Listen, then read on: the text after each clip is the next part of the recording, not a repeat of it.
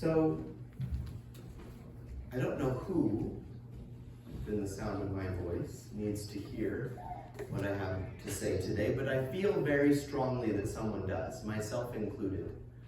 And if you know me at all, you know that's a very strange thing for me to say, because I'm about as far from Pentecostalism and anointed and spirit-led kinds of feelings and as you can possibly get. My approach to Hashem has always been one of academics and scholarship.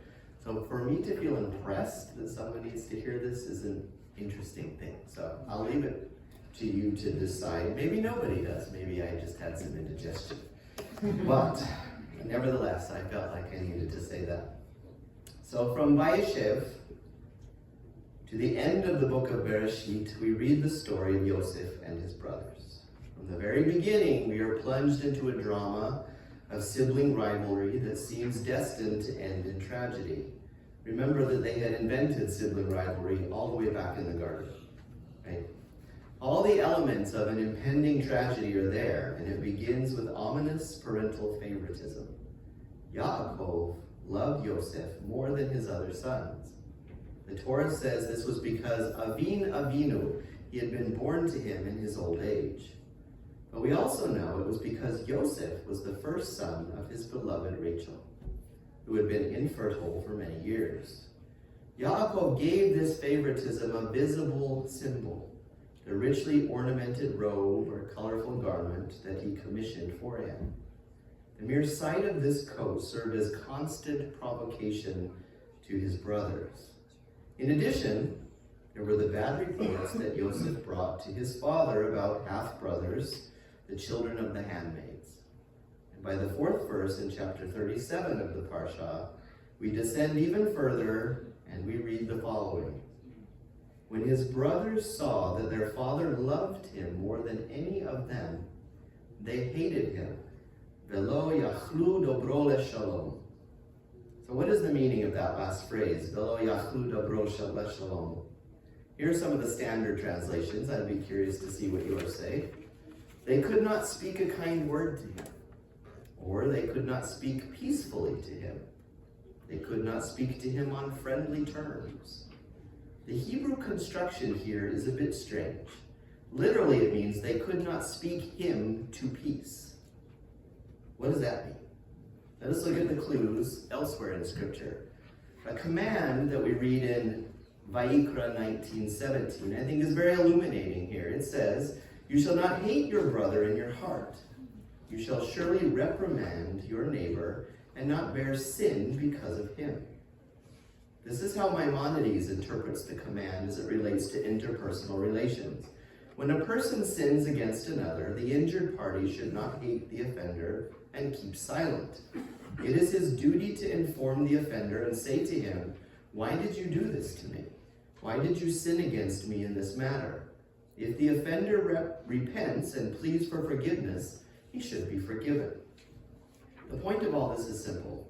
Had the brothers been able to speak to Yosef, they might have told him that about their anger at his talebearing, and of their distress at seeing the many-colored garment.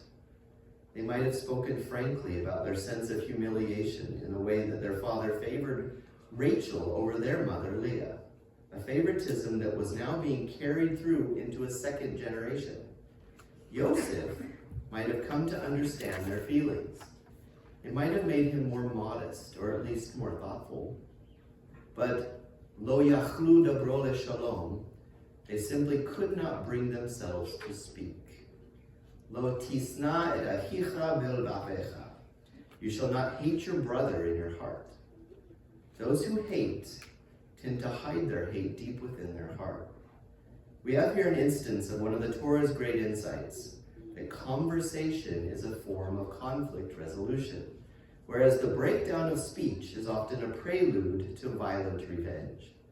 The classic case is that of Absalom and Amnon, two half-brothers who were sons of King David. In a shocking episode, Amnon violates Absalom's sister Tamar. We read this in 2 Samuel 13.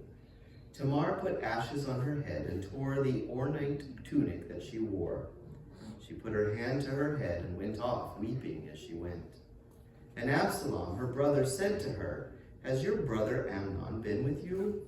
For now, my sister, be silent. He is your brother. Do not take this affair to heart." And Tamar remained forlorn in the house of her brother Absalom. When King David heard all about this affair, he was absolutely livid. And now this important phrase. Velo diber Avshalom in Amnon le mira ve'ad tov kishanei Avshalom. And Absalom would not speak a word to Amnon, neither good or bad, for Absalom despised Amnon for having violated Tamar, his sister. Absalom maintained his silence for 2 years. Then he invited all of David's sons for a feast at the time of sheep shearing, and ordered his servants to wait until Amnon was drunk, and then to kill him, which they did. Hate grows in darkness and silence. It is among the deadliest of poisons. Hate grew and festered in Absalom. It also did with Joseph's brothers. Before the chapter ends, we see them plot to kill Joseph, then throw him into a pit, and then sell him into slavery. It is a terrible story and led directly to the Israelites' exile and slavery in Egypt. The sages use the phrase ein sicha ela tefillah, which literally means conversation is a form of prayer, because in opening ourselves up to the human other, we prepare ourselves for the act of opening ourselves up with the divine other, which is what prayer is, a conversation with God. Conversation does not, in and of itself, resolve conflict. Two people who are open with one another may still have clashing desires or competing claims. They may simply not like one another. There is no law of predetermined harmony in the human domain. But conversation means that we recognize one another's humanity. At its best, it allows us to engage in role reversal, seeing the world from the other's point of view. Think of how many real and intractable conflicts, whether in the personal or political domain, might be transformed if we could do that. In the end, Joseph and his brothers had to live through real trauma before they were able to recognize one another's humanity. And much of the rest of their story, the longest single narrative in all of Torah, is about just that. The story of God's people is a story about the God who cannot be seen, who can only be heard, about the God who created the universe with words, and whose first act of kindness to the first human being was to teach him how to use words. Jews, even highly secular Jews, have often been preoccupied with language. Wittgenstein understood that philosophy is about language. Levi Strauss saw cultures as forms of language. Noam Chomsky and Steven Pinker pioneered a study of language instinct. George Steiner has written about translation and the limits of language. Many have written eloquently of speaking about the dangers of lashon hara, the evil speech, the power of language to fracture relationships and destroy trust and goodwill. But there is evil silence as well as evil speech. It is no accident that at the very beginning of the most fateful tale of sibling rivalry in Genesis, the role, or specifically the failure of language, is alluded to in a way missed by virtually every translation. Joseph's brothers might have spoken him to peace had they been open, candid, and willing to communicate. Speech broke down at the very point when it was needed the most. Words create, words reveal, words command, words redeem. The Bible is a collection of holy words. For words are the narrow bridge across the abyss between soul and soul, between two human beings, and between humanity as a creation and God the Creator. Language is the redemption of solitude and the mender of broken relationships. However painful it is to speak about our hurt, it is more dangerous not to do so. Joseph and his brothers might have reconciled early on in their lives, and thus spared themselves, their father, their descendants, much grief. Revealing pain is the first step to healing pain. Speech is a path to peace. Surely each of us could cite an endless array of old scars and sorrows, painful memories that at this very moment still corrode the peace in someone's heart, or family, or neighborhood, or community, or nation. Whether we have caused that pain or been the recipient of the pain, those wounds need to be healed so that life can be as rewarding as God intended it to be. Like the furry green food way back in the back of your refrigerator behind the mustard, those old grievances have long since exceeded their expiration date.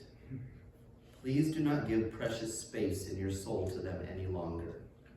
As Prospero said to the regretful Alonso in The Tempest, let us not burden our remembrance with a heaviness that is gone. There is a tranquility to the soul that peaceful speech with God and each other will bring if we are meek and courageous enough to pursue it. Cease to contend one with another, the Master pled. If you know of an old injury, repair it. Care for one another in love. Speak shalom into the lives of others. And now, if you will allow me, I would like to shift gears just a little. We were not here last week due to that little squall we had, and yet I am left with some lingering thoughts about the Parsha. I want to talk about an idea that ran through my head about being truly present in God's presence. Throughout the ages, religious thinkers have pondered an impactful idea. How do people have the audacity to stand in the presence of the Holy One? Finite in power, wisdom, and longevity, human beings are paltry and insignificant when compared to the vastness of the ocean, for example, or the expanse of the universe. How much more so to the eternal Creator who fashioned those marvels? Is it not unconscionable temerity to place ourselves before God, to address him, and I dare say even argue with him about life? The same question might be asked about the paradox of standing in the presence of another human being. Each of us is a universe in miniature, replete with our own depths and eddies, our hidden doubts, our fears, talents. No one can ever fully know himself or herself, let alone claim to truly know one another person. So how do we summon the nerve to address one another with intimacy or familiarity? The inexpressible depth of one human soul exposed to the unfathomable profundity of another, the encounter of unknown meeting unknown, ought to silence the entire universe. It is a marvel that we can reach each other at all. It is a paradox that finite human creatures can presume to call upon the Creator of all things. We saw a similar dilemma in last week's Parsha, which contrasted the encounter of two human beings with an encounter with the infinite Holy One. On his way back to the land of Israel, Jacob finally reestablishes contact with his brother, Esau. Years before, Yaakov had deeply wounded his brother, and now, as an adult, he hopes to restore some familiar connection between them. But how can he communicate across the silence of acrimony, hidden hurt, all those long lost years? Yaakov's words are instructive. He presents Esau with a series of gifts, and then he says to his brother these profound words, Ki al kein ra'ati panecha, kirot pnei Elohim baritzenu. To see your face is like seeing the face of God, and you have restored me faithfully. What a remarkable thing to say. Yaakov compares greeting his brother with theophany itself, as if exchanging words with his once estranged brother is nothing less than revelation. So problematic was Jacob's linking of his brother and the face of God that generations of scholars backed away from his bold claim. They excused it away. They explained it as something other than the plain meaning of the text. They said, in essence, that it is not at all what Jacob meant. What are we to do with his shocking comparison? A starting point is to note that Jacob compares Esau in two ways. He says that seeing one is like seeing the other, a reminder that even Esau is made in God's image. And second, he demonstrates that one serves both in the same way. As the Rambam notes, just as Yaakov brought gifts and offerings to placate his aggrieved sibling, so too one brings gifts and sacrifices to worship God. Perhaps what the Torah is pointing out is that we communicate best not by relying on the superficial devices of words and thoughts, but rather by allowing our deepest selves to respond to the presence of another. Because encountering another person is like seeing the face of God. We approach that person with humility and warmth. Like an offering to the divine, we show openness to their concerns, fears, and suffering. In so doing, we affirm the unique marvel of each individual. Just as God asks not to be approached empty-handed, so too we can approach one another with offerings of respect, affection, and wonder. And then, like Jacob, we may feel ourselves encountering God in everyone we meet. My prayer is that we can love God more every day and love our neighbor as ourselves. This is encountering the holiness of God. This is love personified.